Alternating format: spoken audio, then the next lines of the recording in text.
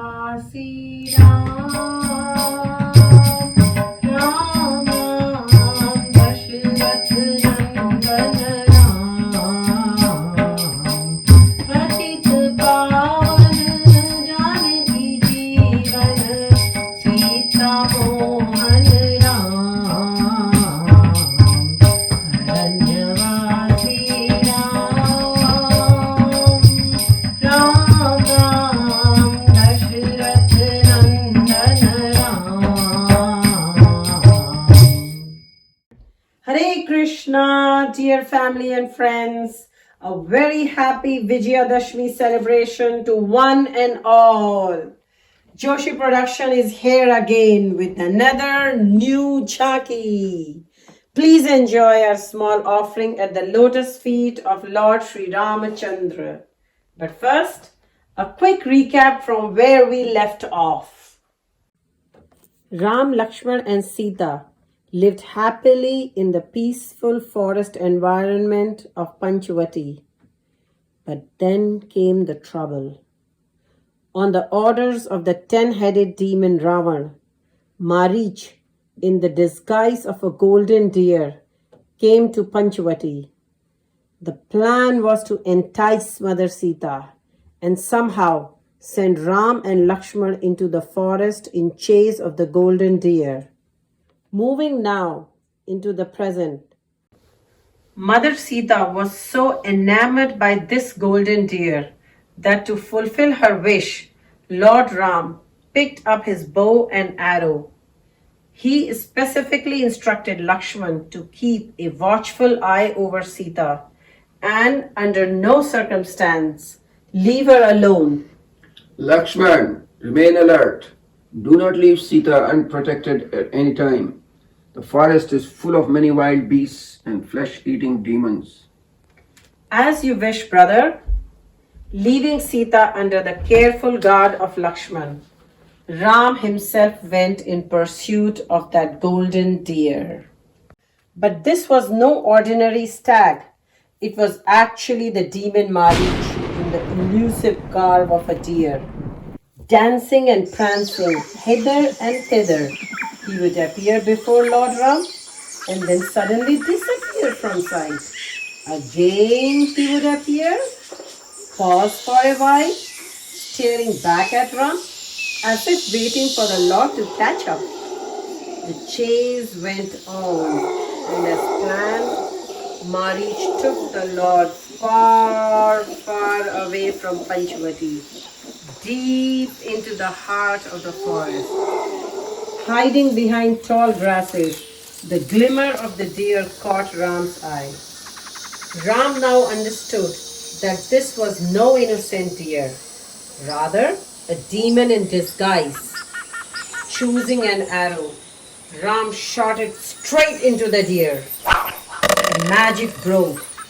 Marich came into his true demoniac form. With his last breath of life, in accordance with Ravan's instructions, dying Marich cried out loudly, impersonating Lord Ram's voice. Hey,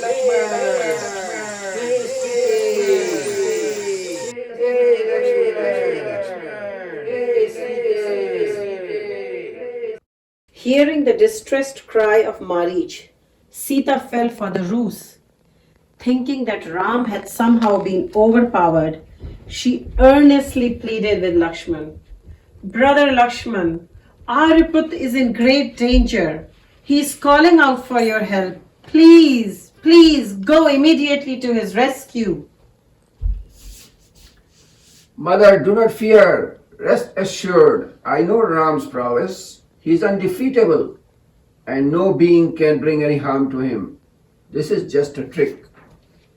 Despite Lakshman's repeated reassurances, Sita was not convinced.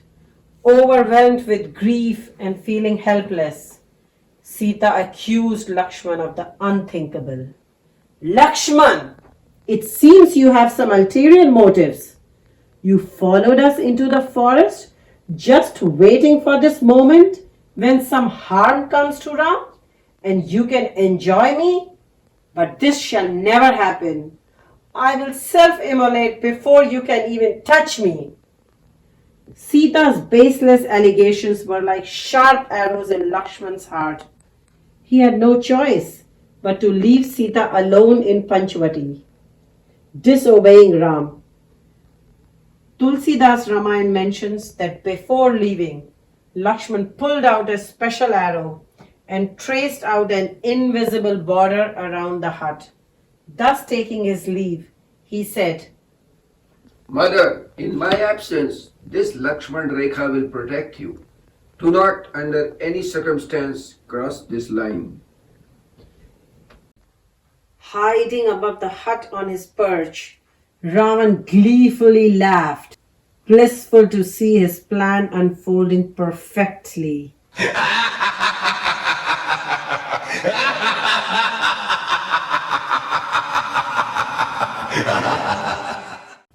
While Ram and Lakshman were caught up in the forest, mulling over what had just transpired, Ravan, disguised as an ascetic, approached Sita, begging alms. Bhiksham Dehi, Devi Bhiksham Dehi, Devi, भूखे साधु को भिक्षा दो. Bhiksham Dehi. Unaware of Ravan's cunning form and malicious intent, Sita naively stepped outside with alms for the mendicant. Taking advantage of the situation, Rama quickly grabbed Sita's hand and, shedding his guise, took his true demoniac form. Mounting on his chariot, he tried to quickly speed away before the brothers arrived. Aryaputra, Bhrata Lakshman, Raksha Mam, Raksha. Sita cried out in anguish and deep pain. Her cries of distress reached the sharp ears of Jatayu, who was perched nearby. Swooping into the scene,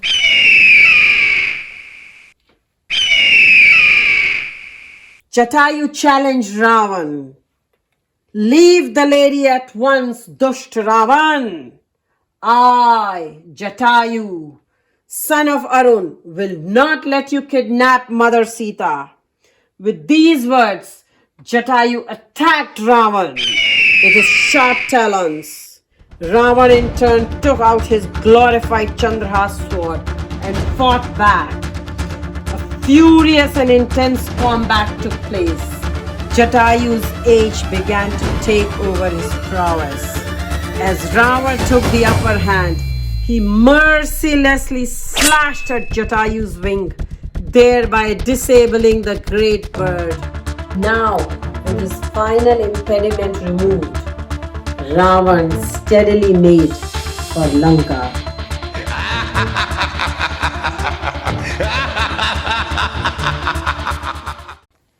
Just as Sita felt dejected, a sliver of hope arose.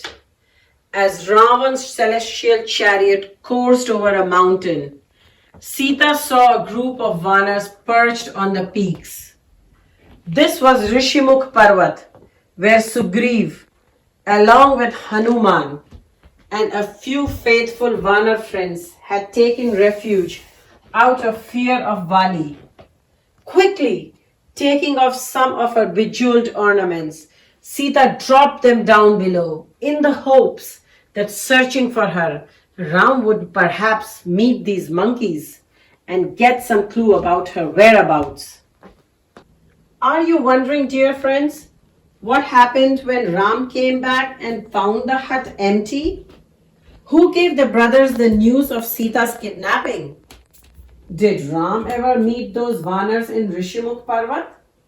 For all this and much more, tune in to our next episode. Joshi Productions out!